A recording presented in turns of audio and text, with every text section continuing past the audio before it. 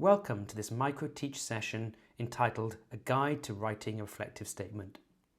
My name is Michael Walby and I'm a skills and development coach here at First Intuition.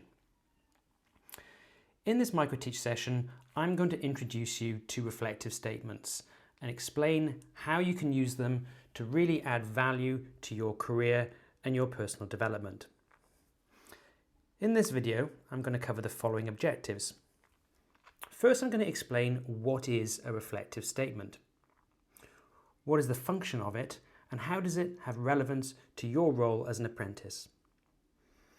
I'm then going to explain what the benefits are of completing reflective statements, focusing on three areas that I think are really important. I'm then going to take you through an effective structure for writing a reflective statement, so that you'll have a very simple tool that you can use each time you need to sit down and complete one. And then finally, I'm going to share with you my 10 top tips on writing a reflective statement, having reviewed many of them over my years, both in business and in education. So what is a reflective statement? Well, a reflective statement is a tool that is used both in business and educational environments. And the tool is used to help individuals develop and grow in their respective roles.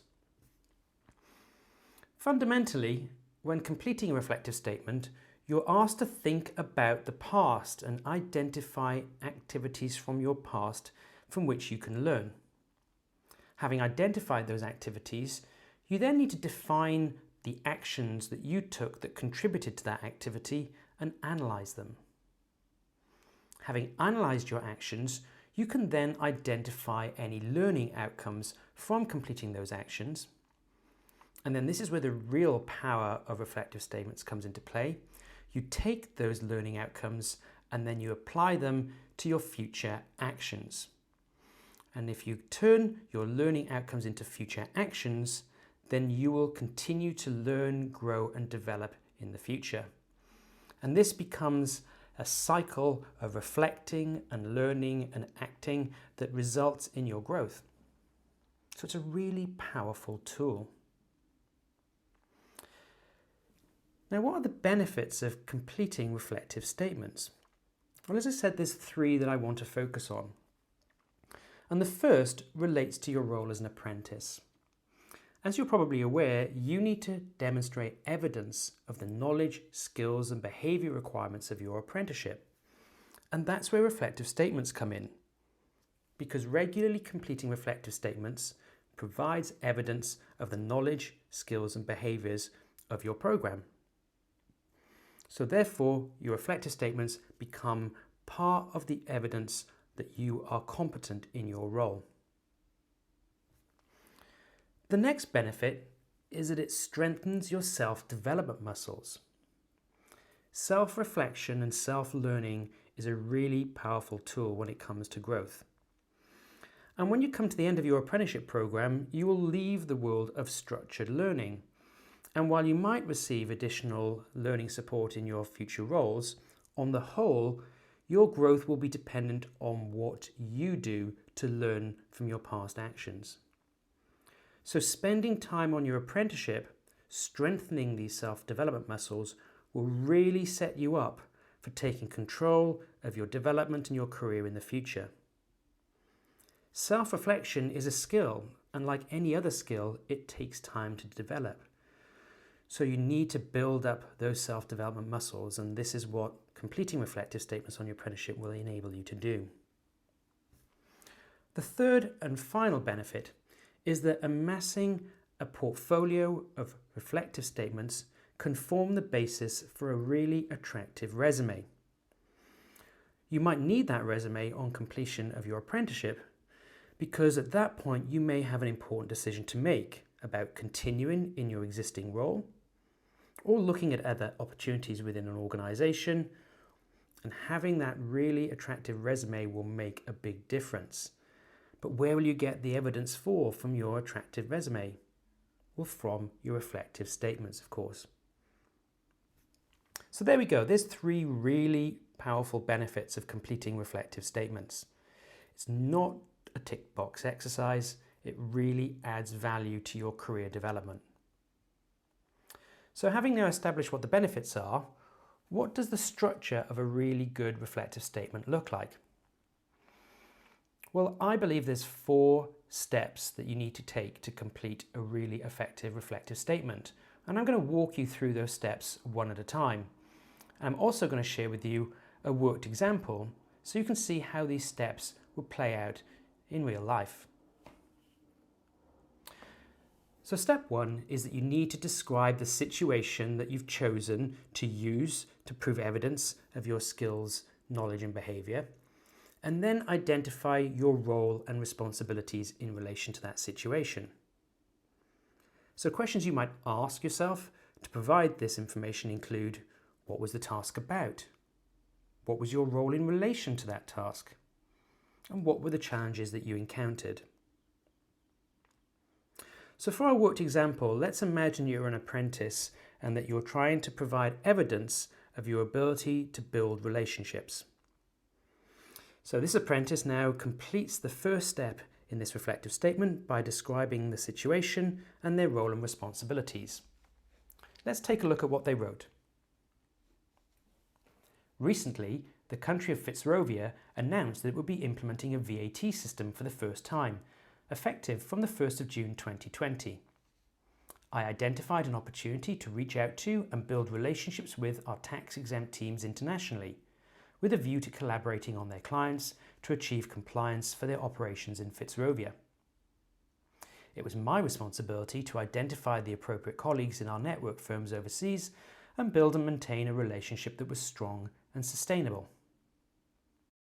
So there we go, there's the introduction to this reflective statement, and you can clearly see that the apprentice has set out what the task was about and what their role was in relation to the task.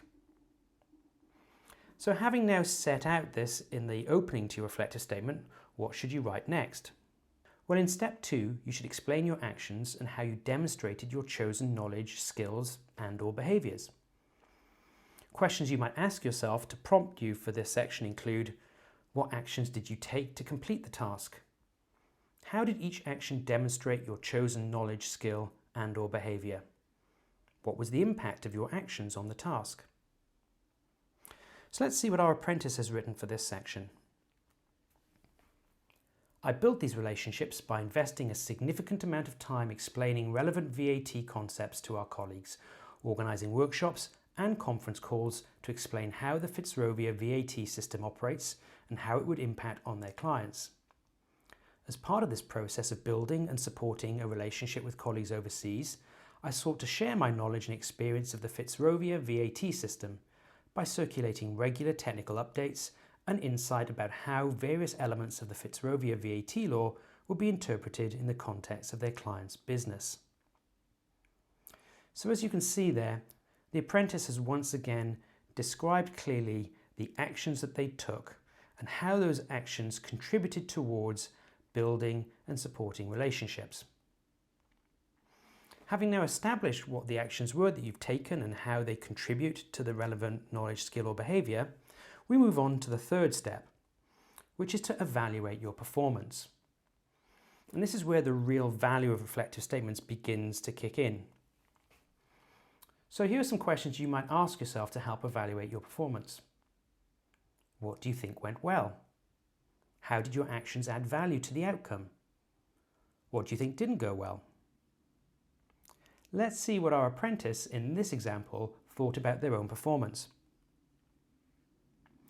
Reflecting on this process, I do not think that my approach from the outset was very effective at first. It took some time for me to identify the relevant contacts in our network firms, and I sent them generic and impersonal updates on the Fitzrovia VAT system. I soon realised that I needed to adapt my communication according to who I was talking to, due to the cultural differences. I personalised subsequent updates and communications as much as possible, in order to demonstrate to my colleagues that I was really investing in building and maintaining our relationship. So you can see in this example that the apprentice has reflected on their actions in relation to the task and has identified some things that didn't go well. So once you've evaluated your performance, you move on to the final step, which is identifying the lessons learned and then determining how you'll apply them in the future. And this is ultimately the main purpose of completing a reflective statement, which is to provide actions to enable you to grow and improve your performance going forward. So, what questions might you ask to provoke lessons learned and actions for the future? Well, here are a few. What lessons did you learn about the process of completing the task? What lessons did you learn about yourself? How will you apply the lessons learned to similar tasks in the future?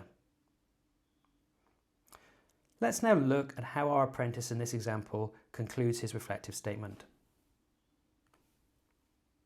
Notwithstanding that I believe I have built and maintained these relationships very effectively, there are several things that I would do differently next time.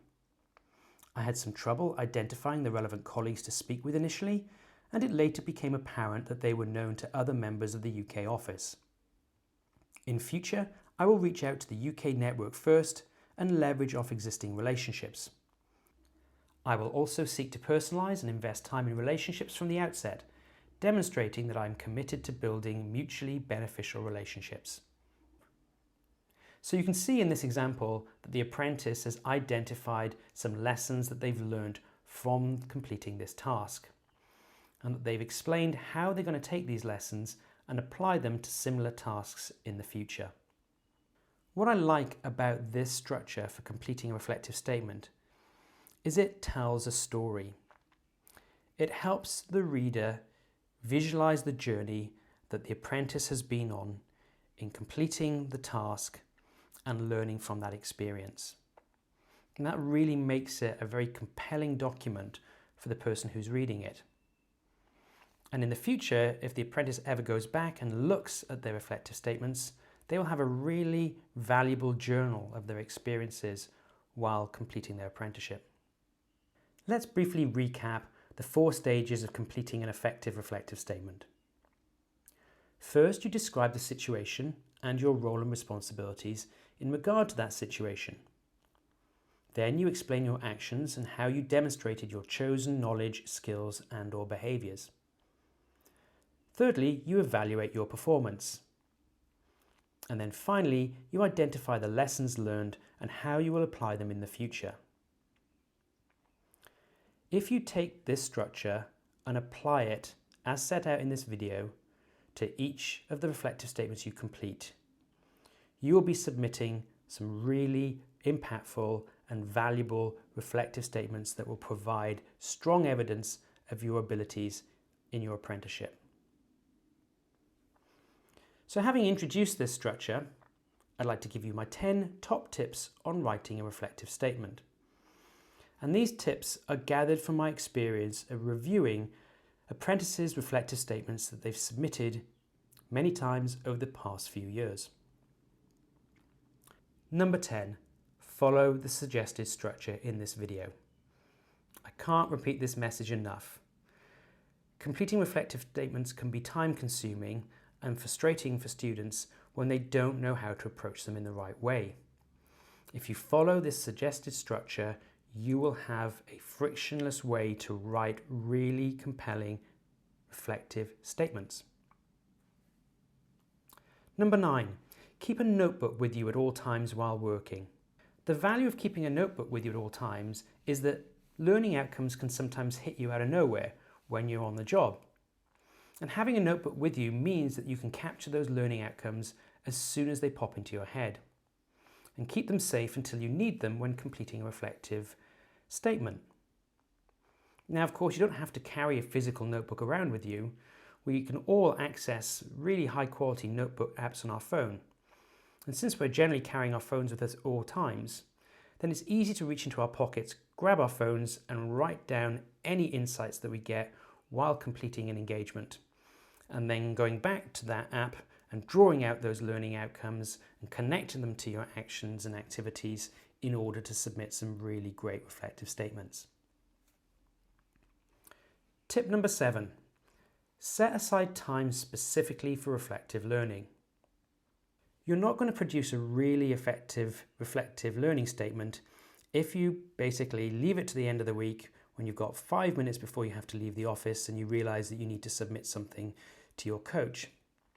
Reflective learning is something that needs space in order to complete, so that you have space and silence to really think deeply about your experiences and identify valuable insights. So my advice is to make sure you set a recurring appointment in your calendar specifically for reflective learning. 15 minutes should do it, but in that time, stop what you're doing and give yourself the space to think back on the activities you completed during the week, the actions you undertook, what you did well and what you've learnt, and then how you might apply those in the future. And if you get into the habit of spending 15 minutes a week reflecting on your performance, you will have plenty of examples to use when it comes to completing your reflective statements. Number 6, identify the knowledge, skills and behaviours first. So as I've already explained, one of the purposes of a reflective statement is to provide the evidence you need to demonstrate you're competent in the knowledge, skills and behaviours of your apprenticeship. Therefore, when you're thinking of completing a reflective statement, start by identifying the knowledge requirement or skill requirement or behaviour requirement that you'd like to provide some evidence for. Having then selected that knowledge, skill or behaviour requirement, and of course you can select more than one, then you can begin to choose the relevant activity and actions that you've undertaken that will provide evidence to support that specific requirement. In my experience, apprentices who write their reflective statement first before thinking about the knowledge, skills and behaviours find it difficult then to tie back what they've written to a specific requirement, which is the purpose, after all, of completing them. Number 5, keep descriptions of your responsibilities and actions concise. So as I mentioned before, the real value in reflective statements is in the second half of the structure, where you're evaluating your performance and identifying learning outcomes that you can then apply in the future. That's where you should invest most of your content in your statement, which means you only need to spend a little bit of time outlining the descriptions of the activity and your responsibilities in relation to that activity. Of course, you need to include enough so that the reader can understand the context to your evaluation and to your learning outcomes, but try and keep it as brief as possible so that the focus of your statement is on your evaluation and on what you've learned. Tip number 4, write about your own actions. Use I and not we. It's not unusual for apprentices to feel embarrassed about drawing attention to their own actions, and so often when completing reflective statements, they talk about we instead of I. So they write, we attended this meeting, or we completed the following tasks to this tight deadline. But of course, the purpose of a reflective statement is to provide evidence to support your competency, not the competency of the team. So make sure that when you're providing descriptions of your activities and your actions, you always describe what you did using the form I and not we. That way you will make it clear to the reader that you own those actions and you are responsible for both the inputs and the outputs.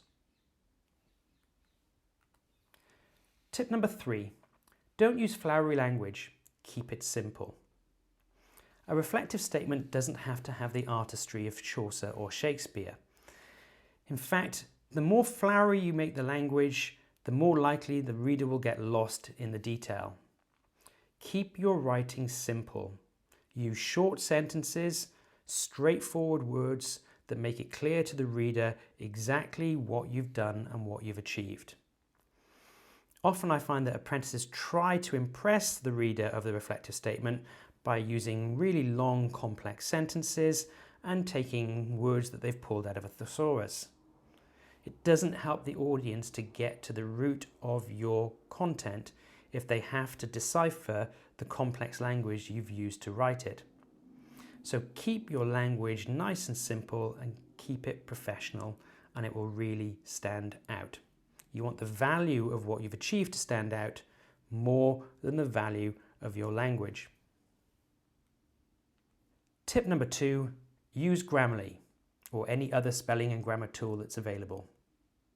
You'd be surprised how many reflective statements get submitted with really obvious typos, spelling errors, grammar errors in them. And in this day and age where we have access to software on our laptops that does a very good job of checking our spelling and our grammar, there really is no reason for it. So if you have any concerns about your spelling or your sentence construction or your grammar, use a piece of software that will enable you to correct those errors as you go along.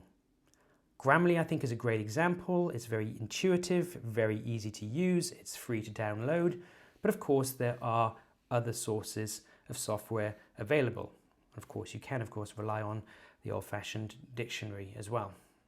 And finally, at number 1, review your reflective statement before submitting it. Again, it's very common when reading reflective statements to see lots of obvious mistakes in the writing. And that suggests that the person who's completed it hasn't taken the time to review their reflective statement.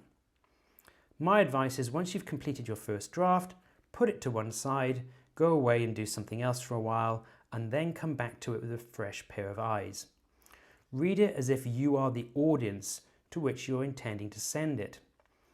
And look out carefully for any typos, any spelling errors, or any errors in your sentence construction, and fix them before you submit it. Your reflective statement is a signal of the quality of your own personal brand. And if you submit reflective statements with obvious errors in them, that tells the person reading it that you lack attention to detail and that you lack the professionalism to ensure that what you produce in terms of work is of high quality. So that completes our micro-teach session on completing a reflective statement. I hope you found it useful. We've set out what a reflective statement is. It's a really valuable tool used in education and business to enable individuals to identify their actions from the past and discover learning outcomes which they can apply in their future, which leads to growth and development. I've highlighted 3 important benefits. First and foremost, the ability to collate evidence of your skills, knowledge, and behaviors for your apprenticeship, but also it can help you develop those self-reflective muscles that you need for your future career and provide a portfolio of evidence for your resume. We've gone through a 4-step structure on creating a reflective statement that will create a compelling journey describing your experience. And then finally, we've run through 10 top tips, which if you apply, will ensure that your reflective statement has real impact for the reader. If you have any questions on completing your reflective statement, please don't hesitate to contact your skills and development coach. Thank you for watching.